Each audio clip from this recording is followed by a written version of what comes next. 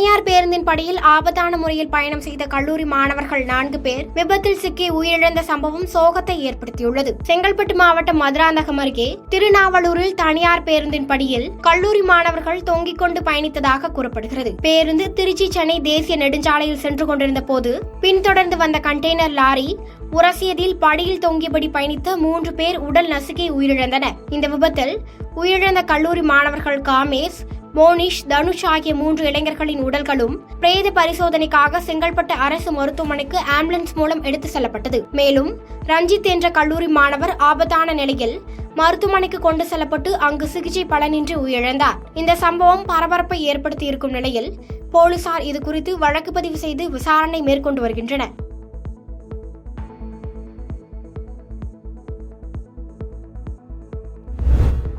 நெல்லிக்குப்பம் நகராட்சியில் ஆரம்ப சுகாதார நிலைய கூடுதல் கட்டிடத்தின் கட்டுமான பணிக்கான அடிக்கல் நாட்டு விழா நடைபெற்றது. கடலூர் மாவட்டம் நெல்லிக்குப்பம் நகராட்சியில் நகர்நல ஆரம்ப சுகாதார மைய வளாகத்தில் 1,20,00,000 மதிப்பீட்டில் கூடுதல் கட்டிடம் கட்டுவதற்கான கட்டுமான பணிக்கான அடிக்கல் நாட்டு விழா மாவட்ட ஆட்சியர் அருண் தம்புராஜ் தலைமையில் நடைபெற்றது. இந்த நிகழ்ச்சியில் சிறப்பு அழைப்பாளராக பங்கேற்ற தொழிலாளர் நலன் மற்றும் திறன் மேம்பாட்டுத்துறை அமைச்சர் CV கணேசன் கலந்து கொண்டு பூமி பூஜை செய்து அடிக்கல் நாட்டி கட்டுமான பணியை தொடங்கி வைத்தார். பின்னர் நகராட்சி நிர்வாகம் மற்றும் குடிநீர் வழங்கல் துறை சார்பாக நடைபெற்ற நிகழ்ச்சியில் 15வது நிதிக்குழு மானிய திட்டத்தின் கீழ் 60 லட்சம் ரூபாய் மதிப்பீட்டில் 1 லட்சம் லிட்டர் கொள்ளளவு கொண்ட தலா 2 மேல்நிலை நீர்த்தேக்க தொட்டிகள் ஆகியவற்றை அமைச்சர் திறந்து வைத்தார். இந்த நிகழ்ச்சியில் மாவட்ட காவல்துறை கண்காணிப்பாளர் ராஜாராம், கூடுதல் ஆட்சியர் சரண்யா மற்றும் உள்ளாட்சி பிரதிநிதிகள் உட்பட துறை சார்ந்த அலுவலர்கள் என பலர் கலந்து கொண்டனர்.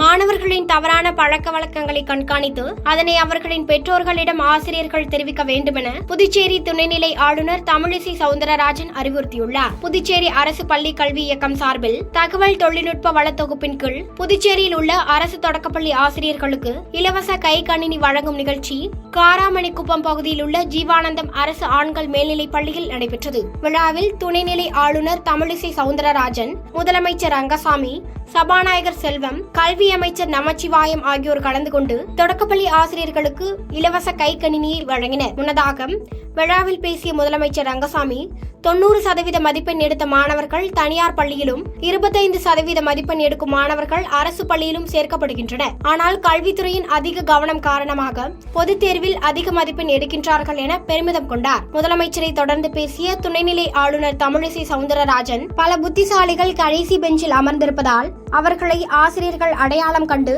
ஊக்கப்படுத்த வேண்டும் என்று கேட்டுக்கொண்டார். லாஸ்ட் பெஞ்சில தான் யாரும் அதை பத்தி கவலையே பட மாட்டேன்னு உட்கார்ந்து இருப்பாங்க. அவங்கள பிடிச்சு இழுத்து அவர்களுக்கு சில பயிற்சிகளை கொடுங்க. இன்னும் சொல்ல போனா பல புத்திசாலிகள் அங்கதான் உட்கார்ந்து இருப்பாங்க. முதல் பெஞ்சு அவங்க ஆப்டே பண்ண மாட்டாங்க. ஆக அவர்கள் மீது கவனம் செலுத்த வேண்டும். இன்னொன்று நான் அடிக்கடி சொல்வதுண்டு, குழந்தைகளை எப்படி கையாள வேண்டும் என்றால் ஒரு கண்ணாடி டம்ளரை போல கையாள வேண்டும். அழுத்தி பிடிச்சிட்டாலும் உடைஞ்சிரும், லூசா பிடிச்சாலும் கீழே விழுந்துரும். ஆக ஒரு கண்ணாடி டம்ளரை எப்படி பிடிக்குமோ அப்படி மெதுவாக பிடித்துதான் குழந்தைகளை நாம் இப்ப கையாள வேண்டும். ஏனென்றால் இன்றைய குழந்தைகள் மிகவும் திறமையாளர்களாக மட்டும் இமோஷனலாகவும் இருக்காங்க. மிக மிக நீங்கள் கவனிக்க வேண்டும். இமோஷனலா இருக்காங்க. இது ரொம்ப முக்கியம். குழந்தைகளை கவனிக்க வேண்டும். ரொம்ப சட்டலா சொன்னார். ஏனென்றால் இன்று அவர்களிடம் ஏற்படும் மாற்றங்களை யார் கண்காணிக்க முடியும் என்றால் நீங்கள் தான் கண்காணிக்க முடியும்.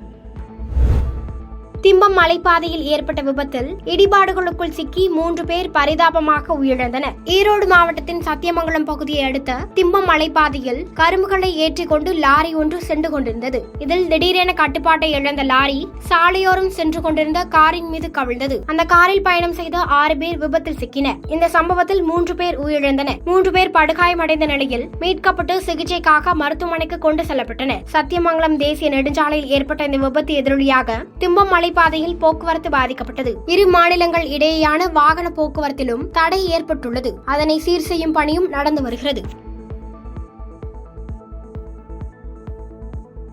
பாதகம் செய்பவரை கண்டால் நாம் பயங்கொள்ளலாகாது பாப்பா, மோதி மிதித்து விடு பாப்பா, அவர் முகத்தில் உமிழ்ந்து விடு பாப்பா. அண்மை செய்திகளை உடனுக்குடன் தெரிந்து கொள்ள இணைந்திருங்கள் இயம்நாடு தொலைக்காட்சியுடன்.